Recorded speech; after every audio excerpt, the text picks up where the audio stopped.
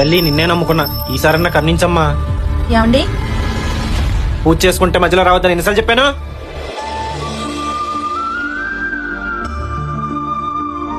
ఏమే ఏంటండి?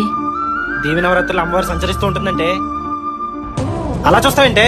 ఈ 9 రోజులు ఇంటికి ఎవరు వచ్చినా సరే ఎవరు ఏంటి అని అడగకుండా అన్నం పెట్టి పంపించు. అంతా బానే ఉంది, కానీ ఇంట్లో సరుకులు కూడా ఉండాలి కదా, కొంచెం ఆలోచించండి. నువ్వు తింటామానే, అయినా నీ ఇలాంటిది ఇంట్లో ఉండబట్టే ఇంటికి రావాలనుకున్న అమ్మవారు కూడా రాకుండా వెళ్ళిపోతుంది. ఇలాంటివి చూసే బదులు ఏదైనా భక్తి ఇలాంటివి చూడొచ్చు కదే. ఏది ముట్టి డాడీ, నీకు అమ్మవారు అంటే ఎందుకు అంత ఇష్టం? అదేంటి అలా అంటావు?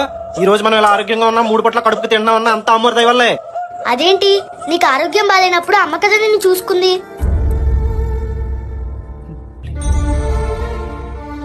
మనం 3 పూట్ల తింటున్నామంటే అమ్మ కష్టపడి చేస్తేనే కదా. ముందు ఇంట్లో ఉన్న అమ్మని గౌరవించు డాడీ, ఆ అమ్మవారే మన ఇంటికి వస్తారు. చిన్నదైనా తన అమాయకత్వంలో అమ్మలో అమ్మవారిని చూడగలిగింది. ఇంట్లో ఉన్న ఆడవాళ్ళని గౌరవిస్తే ఆ తల్లి ఎప్పుడు మనతో